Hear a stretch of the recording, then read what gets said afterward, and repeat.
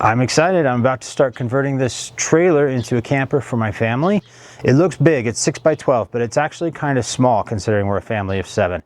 So I got this size because I want to still be able to tow it behind a minivan, and also because Utah changed their law recently where a small single axle trailer doesn't need to be re-registered every year, so save money on registration and taxes. And so I got the biggest trailer I could while still maintaining, a single axle. So I've seen people install these beautiful sliding glass patio doors in the back of their trailer, and that just looks awesome. So I'm going to do that. I think it'll make it feel less like you're just stuck in a little box, and it'll also give you that sliding screen door so you can keep the mosquitoes out. So I went to Home Depot and I bought their smallest and cheapest sliding door, and it's still too big. It's about 4 inches too tall, and so I can't take the door back, I can't take the trailer back. So my plan is to lower the floor in that spot and just try to make it work. So let's see how it goes. I'm going to need to cut and grind and weld metal, and I won't be able to reach everything from under the trailer, so I need to remove the floor decking. It's held down using a type of screw that I had never seen before. It turns out these are called LOX recess screws, and they're meant for high torque applications. I used a reverse image search to find that out. The LOX drive insert bit isn't available on Amazon, but I found one at a nearby Home Depot, and they actually delivered it for free the very next day. Just that one bit. That's kind of cool. Besides screws, the decking was also held on by construction glue. So I used a car jack to push up hard on the floor to break it free.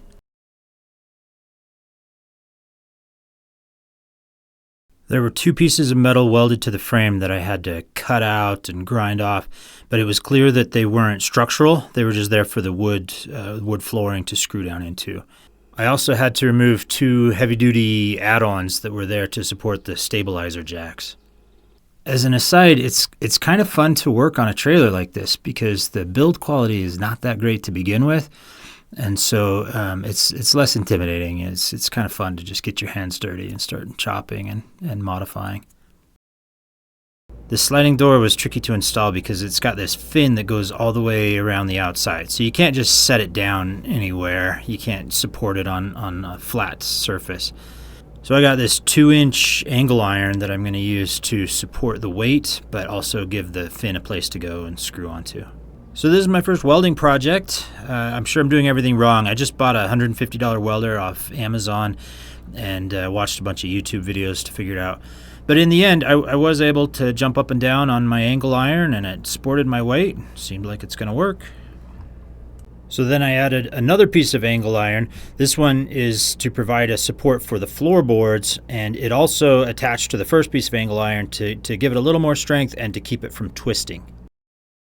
Lots of grinding in the areas that need to be flat. And then I painted everything I worked on so that it doesn't rust. Here is the finished metal shelf that the door will rest on.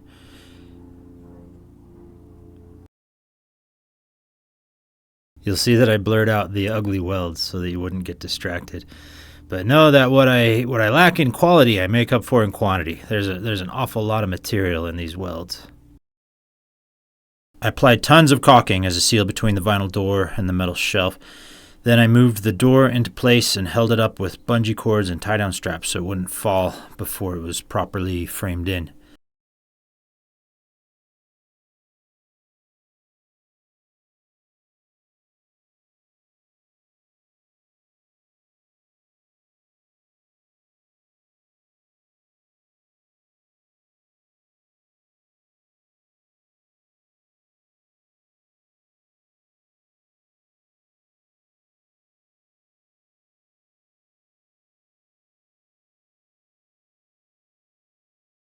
This 4-inch square board fills the gap in front of the door nicely and will be a sturdy threshold where everyone will step on their way in and out. A small board slots into the metal holder that used to hold the floorboard. Both these pieces of wood are held in with construction glue, and the big one has several large bolts attaching it to the cross member. The rest of the framing isn't super interesting. I just needed wood around the other 3 sides of the door, and I screwed them to metal anywhere I could and added brackets and spacers.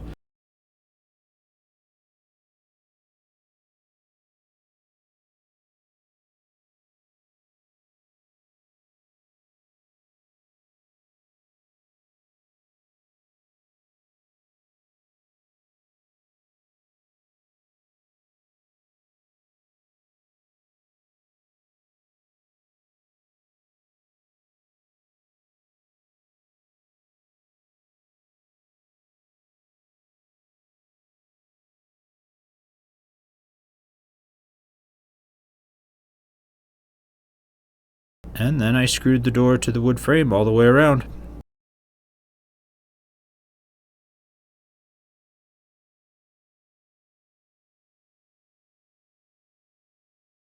Finally, my metal shelf left a 3/4 inch gap behind the door that was perfect for adding an edge that would support the floorboards and give them something to screw into right up against the door.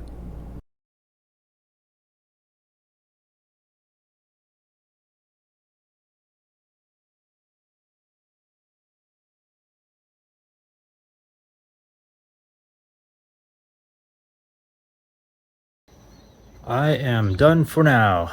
I am going to finish the insulation and cosmetic stuff later. I think it turned out really, really well. I'm very excited. It was way more work than I anticipated. Maybe not worth it, but it's really nice. That's just beautiful.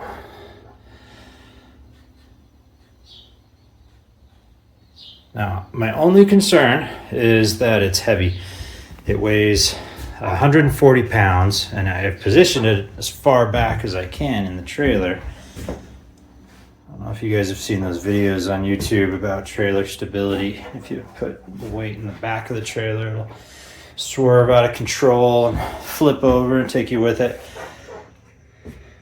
So I'm worried about that, but I'm going to be very careful with how I position the other weight in the trailer. In particular, my fresh water.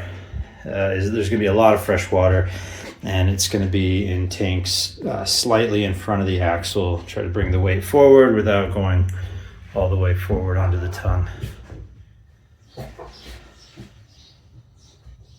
This is great. My next video is going to be on sound insulation, testing different materials for sound insulation for the bathroom. Since this is such a cramped space, it'd be nice to keep those bodily noises contained.